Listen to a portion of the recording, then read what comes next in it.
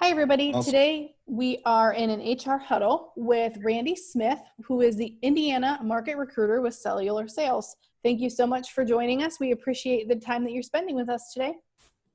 well, I'm glad to be here. I appreciate you taking the time out of your day to meet with me. It is our pleasure. So, can you tell us about your organization and the work that gets done? Yeah, so our company's called Cellular Sales. So what we do, we're Verizon's largest retail partner. So we own and operate about 800 Verizon stores nationally. In Indianapolis, locally, we have 4 locations that we staff and operate Verizon locations. So from the outside, it looks like any normal Verizon store. It's all branded Verizon. There's not really any difference between what we offer as far as plans or products, but we think our service and the way we present ourselves differentiates us between other Verizon locations. So we are a sales organization. We hire salespeople. We hire people that maybe don't know what they want to do with their career, but they want to make money. They're driven. They have good people skills, and we give them an opportunity. We provide them with training to get where they want to be in their career, and provide them with opportunities to get the most out of themselves, which I really enjoy about our company and our culture. But yeah, it's pretty straightforward. You'd be selling Verizon products in a Verizon store. The couple differences between us and other locations. So one is our dress code. So cell phone bills are typically the top 2 or top 3 expense in people's monthly bills. So we want to present ourselves as professionals. So we don't wear polos or sneakers. We take a lot of pride in dressing business professional. We think that gives the customer a better feel for us handling that amount of money that they're spending on their wireless accounts each month. And another difference between us and other locations, we have desks we sit down with each customer personally rather than stand at a counter and do transactions that way. We sit down so we can maximize solutions, maximize possible sales with each customer that way. But other than that, like I said, it's pretty straightforward. You'd just be selling Verizon products in a Verizon store. Okay. And then what positions do you hire for? Strictly sales, anything other than sales? And does that look like full-time, part-time? So it's full-time sales positions. One thing we take a lot of pride in is we only promote from within. So we do have leadership positions we do offer, but it is from within. So everybody comes in as a sales rep. There's no amount of time you have to spend as a sales rep to move up, but everybody does come in as a sales rep.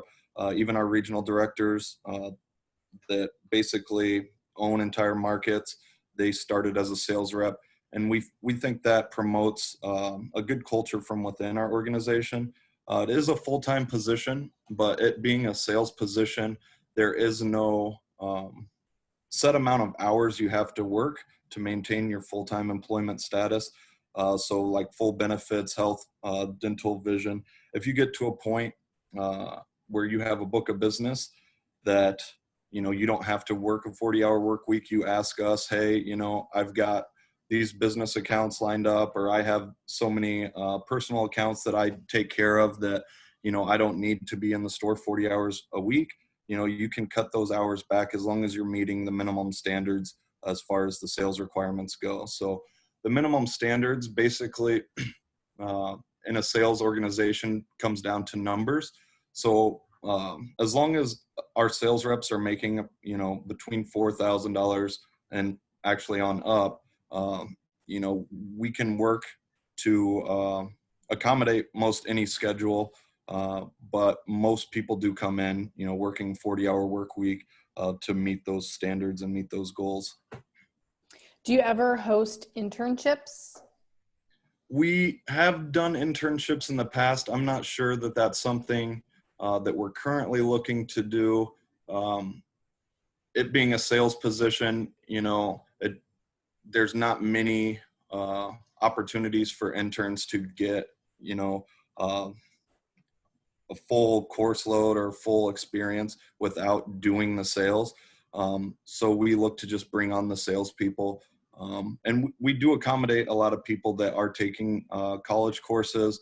We want you to be able to develop in your careers and get to where you want to go, whether this is a stepping stone or, you want to move up within the company. We like to take all that into consideration. We've had a lot of people be successful just being here for a year or two and then moving on to, other organizations or other opportunities. That's fine with us as long as when you're here, you're doing your best and you're maximizing your potential. That's really all we're looking for. Mm-hmm. And then what do you look for when you hire a candidate? So the most important things to us are, the basics: integrity, honesty. Communication skills is important. So the ability to sit down with the customer, analyze their plans in front of them. You're working one-on-one with people and you've got to make decisions that you think are in the best interest for customers. So you have to have some assertiveness. You have to believe in yourself that you're presenting them with the correct options. There's not somebody that's going to, help you out every time, or there's not somebody sitting with you every time you're with a customer. So you got to, have the ability to communicate with the customers yourself. There are people there if you do have questions. Obviously, we don't just throw people out that don't know what they're doing. So we like to, surround them with the help they need, but it really is an individual position. So you got to be able to communicate well. You got to have some confidence, assertiveness, and then obviously the, integrity, honesty, all that kind of stuff is very important in any sales organization, in any position, period, I would say. Mm-hmm. I feel like that's probably what gets your customers' trust. Exactly. Yeah, exactly. Builds that trust. Do you ever hire international students? It's not something that I've done. I'm sure somewhere in our company we've done that. I just work with 16 locations in Indiana. I haven't had the opportunity to do that yet, but it's something, we would definitely give it a shot if we came across a candidate that was interested and we thought would be a good fit. And then you talked about the locations. So that's always one of my questions about the locations. So if somebody started at one of the 4 Indiana or Indianapolis stores, would they be able to relocate with Cellular Wireless? Yeah. So our company, like I said, it's national. So we have locations, about 800 stores across the country. We do referral transfers. So if you've been in a market for more than 6 months, you've shown you're competent, we have no issue with providing a recommendation for you to transfer to any other market. We have had some people leave and, go to the coast recently, but we've also had people come in, that have family in Indiana or, grew up here that want to transfer back. So the company is very flexible with that. We do have a 6-month mark though. So you do have to maintain competence and, good standing with your market for over 6 months before we recommend you or refer you to a new market. Okay. And then if this is the last question, if someone is interested, what should their next steps be? So we have all of our job postings on jobs.cellularsales.com. Or I'm also, this is my full-time position. So if anybody has any questions, they could reach out directly to me. My email is randy.smith@cellularsales.com. That information is also on our website. So if you just go to jobs.cellularsales.com, contact us. All the locations for Indiana should have my information there. It has my cell phone number as well. It's my personal number, so I can answer it at any time. If anybody has questions, they could text, call, email. I try and make it as flexible as possible. We also do, if you're not sure if the position's for you, we also set up job shadows. So Okay. I set you up with a team lead in one of our locations. We have 2 team leads in Indianapolis. So just like hour time slots, you go in the store, meet with one of our team leads, get a feel for the environment, the culture, meet some of the team members that you'd be working with. Also look at the leaderboard, the compensation structure, go through all of that with the team leads as well, to get a good feel and understanding for the position. A lot of people are nervous about joining into a sales position. Maybe they've never done sales, or maybe they've done sales and it's been not a great fit, or, they were given promises that didn't, live up to expectations. But I think by letting them go in, meet with the team lead, get a feel for the actual position, the people they'd be working with, they'd be talking right to the front lines of the people that work in our stores every day. I know that a lot of recruiters, not that they have bad names, but we can get a bad rap, if positions don't work out for some people. It's just a bad fit overall. Then they can get a bad taste for that. So that's why I like to give them the opportunity to actually go in the store, meet the people that they'd be working with, get a feel for the culture, and really understand what they'd be getting themselves into before they make any commitments of any sort. That's a great opportunity for people to learn more and gain some knowledge and background knowledge before they jump in and get their feet wet. Right. Yeah. Thanks for that. I know that's probably not logistically super easy to do, but from a career services standpoint, I appreciate the job shadowing part. Yeah, definitely. That's one of the most important things, I think, for getting into a position, is actually knowing what you're signing up for. We could discuss it all day, but until you're actually there, you meet the people doing it.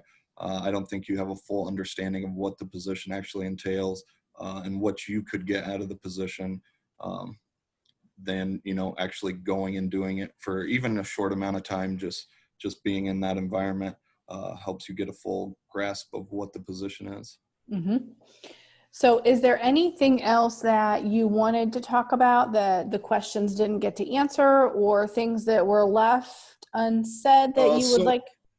Yeah, I'll just say, so our job postings, the typical range for income starting out, on all of our job postings, it's a national average. It says between 40 and 60,000 for first year. I'd just like to say that our W-2 average for our sales reps for 2019 was just under 60,000. So over 59,000 per person. There is commission involved, but you're not knocking on doors. Customers are coming to you. We do